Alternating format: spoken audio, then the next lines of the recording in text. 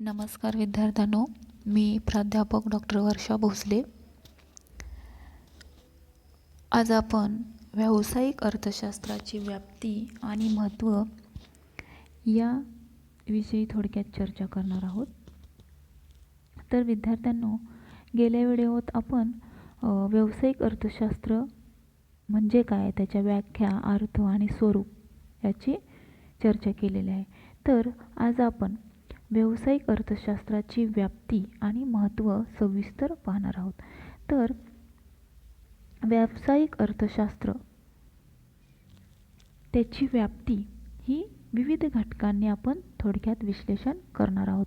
तर व्यावसायिक अर्थशास्त्रात उत्पादन आणि वितरण विषयक निर्णय संबंधीचे जे विश्लेषण केले जाते, म्हणजे व्यवसाय संस्थाच्या विविध निर्णयासंबंधीच्या बाबींचा इथं अभ्यास केला जातो। तसेच व्यावसायिक अर्थशास्त्रात आधुनिक व्यवसायाशी निगडीत आर्थिक बाबींचा सुद्धा अभ्यास केला जातो। म्हणजे आधुनिक व्यवसायाचे जे काही स्वरूप मोठे, वैविध्यपूर्ण किंवा गुंतागुंतीचं असल्यानं अनेक बाबी संबंधीचे विश्लेषण सुद्धा इथं आवश्यक ठरते। म्हणजे व्यावसायिक अर्थशास्त्राची व्याप्ती ही मोठी असून त्यामध्ये मागणी, पुरवठा, किंमत, प्राप्ती, उत्पादन खर्च अशा अनेक विविध घटकांसंबंधी विश्लेषण केले जाते। तर व्यावसायिक अर्थशास्त्राची जी काय व्याप्ती आहे, म्हणजेच अर्थशास्त्राचा जो काय अभ्यास विषयाचा विचार केला जातो, ते आपण विविध मुद्द्यांद्वारे स्पष्ट करणार आहोत। तर पहिला मुद्दा असा आहे की व्यावसायिक अर्थशास्त्रात मागणी विश्लेषण। तर हे मागणी विश्लेषण इथं अभ्यास केला जातो। तर व्यवसाय संस्थेच्या दृष्टीनं मागणी हा घटक फारच महत्त्वाचा असतो। म्हणजेच बघा, व्यवसाय संस्थेचा आकार आणि उत्पादनाचे प्रमाण हे मागणीवर अवलंबून असते। बाजारातील मागणीला अनुसरून उत्पादन विषयक निर्णय हे घेतले जातात। म्हणजेच मागणी ही अनेक घटकांवर अवलंबून असते। मागणीचे निर्धारक घटक म्हणजे मागणीवर परिणाम करणारे जे काही घटक असतात, ते मागणीची लवचिकता, मागणीचा पूर्व अंदाज, मागणीतील बदल अशा मागणीशी संबंधित घटकाचा काय होतो अभ्यास व्यावसायिक अर्थशास्त्रामध्ये केला जातो। तर पुढचा मुद्दा असा आहे की उत्पादन फलन। तर व्यावसायिक अर्थशास्त्राच्या अभ्यासामध्ये उत्पादन फलनाचा सुद्धा अभ्यास करावा लागतो।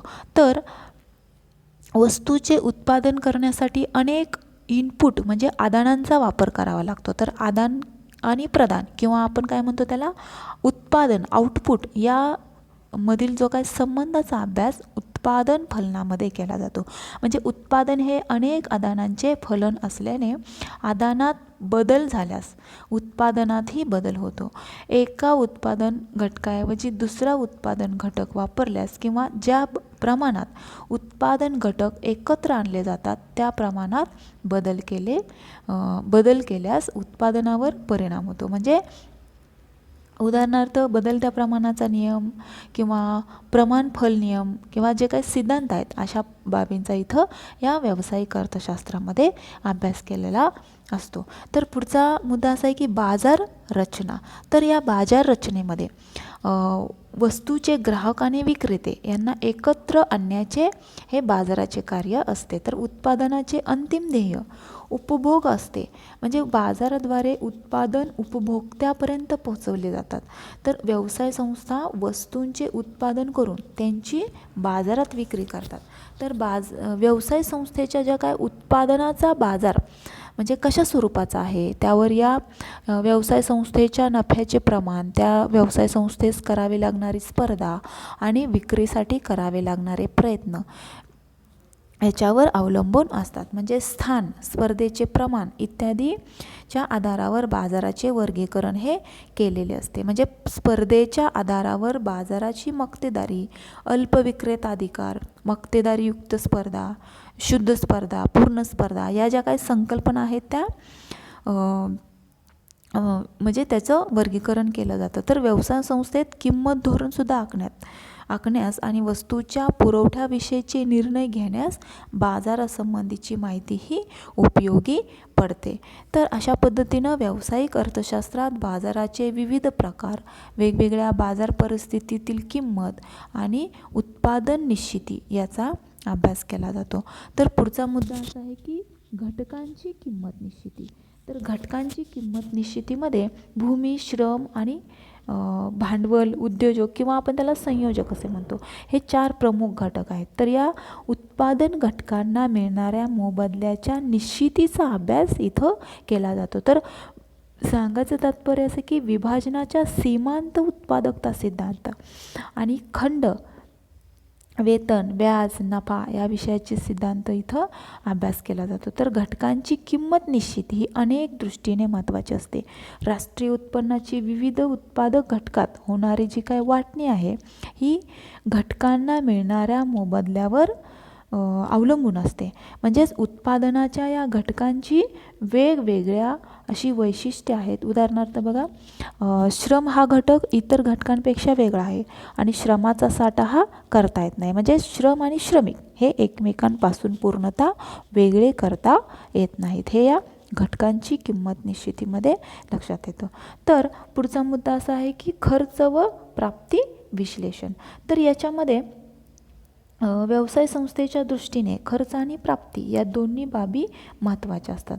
तर खर्चामध्ये प्राप्ती जेवढी जे असते तेवढा व्यवसाय संस्थेत नफा जास्त मिळत असतो. म्हणजे कमीत कमी खर्चात उत्पादन करण्याच्या व्यवसाय संस्थेचा जो काय प्रयत्न असतो तो स्थिर आणि बदलता खर्च, संधी खर्च, एकूण खर्च किंवा सरासरी खर्च, तसेच सीमांत खर्च, अल्पकालीन खर्च किंवा दीर्घकालीन खर्च अशा खर्चविषयक संकल्पनाचा इथं व्यावसायिक अर्थशास्त्रामध्ये अभ्यास केला जातो. म्हणजे सीमांत प्राप्ती, तसेच इथं बघा सीमांत प्राप्ती, सरासरी प्राप्ती, एकूण प्राप्ती यांचासुद्धा इथं अभ्यास केला जातो. म्हणजेच वेगवेगळ्या खर्चविषयक संकल्पनातील संबंधाचा सुद्धा इथं अर्थशास्त्रात समावेश केला जातो. तर अशा पद्धतीनं हे खर्च व प्राप्ती विश्लेषण इथं केले जाते. पुढचा मुद्दा असा आहे की नफा विश्लेषण. म्हणजे नफा विश्लेषण. तर या नफा विश्लेषणात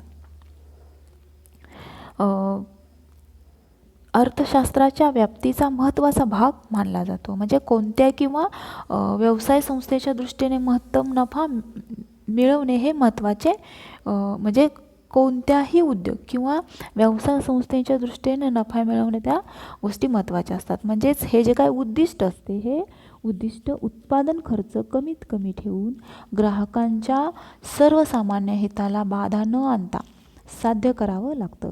हे यशस्वी व्यावसायिक कामगिरीद्वारे शक्य होतं. म्हणजे नफ्याच्या संकल्पना, उदाहरण सांगायचं म्हणजे त्याचे प्रकार, स्वरूप आणि नफा मोजण्याच्या पद्धती याबरोबरच नफ्याचा पूर्व अंदाज किंवा नफ्याची धोरणे आणि धोरणात्मक उपाययोजना, तर नफ्याचे नियोजन, नफा व्यवस्थापन इत्यादीचा यामध्ये नफा विश्लेषणात समावेश होतो. तर पुढचा मुद्दा असा आहे की आर्थिक धोरणे.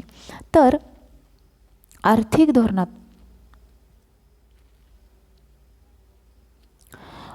धोरणामध्ये विविध मुद्द्यांचं इथं समावेश केला जातो. तर आर्थिक धोरणामध्ये सुद्धा जे काय सरकारी आणि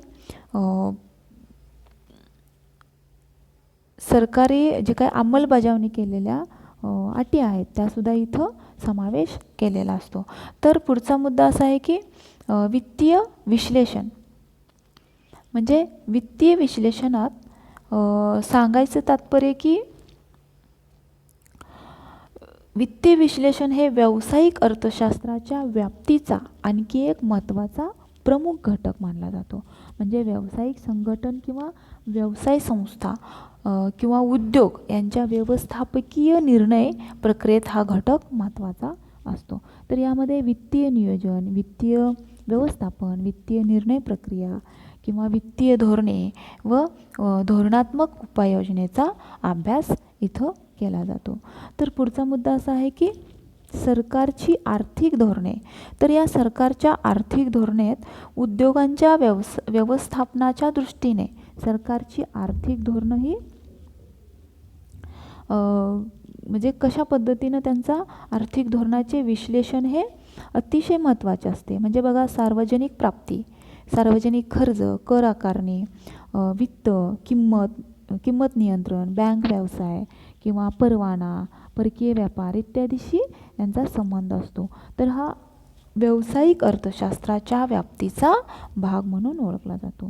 तर व्यावसायिक स्थितीबद्दल जो काही बदल होतो किंवा सरकारच्या आर्थिक धोरणाचा राष्ट्रीय आणि आंतरराष्ट्रीय बाजारातील प्रवृत्तीवर परिणाम इत्यादीचा सुद्धा अभ्यास इथं केला जातो. म्हणजेच सरकारी आर्थिक धोरणे या गोष्टीत विविध मुद्द्यांचा इथं अभ्यास केला जातो. तर पुढचा मुद्दा असा आहे की समग्रलक्षी अर्थशास्त्राचे अभ्यास घटक. तर याच्यामध्ये समग्रलक्षी अर्थशास्त्राचे काही अभ्यास घटक आहेत. हे संदर्भ हेतूच्या दृष्टिकोनातून, म्हणजे संदर्भ हेतूच्या दृष्टिकोनातून व्यावसायिक अर्थशास्त्राच्या व्याप्तीचा महत्त्वाचा भाग आहे.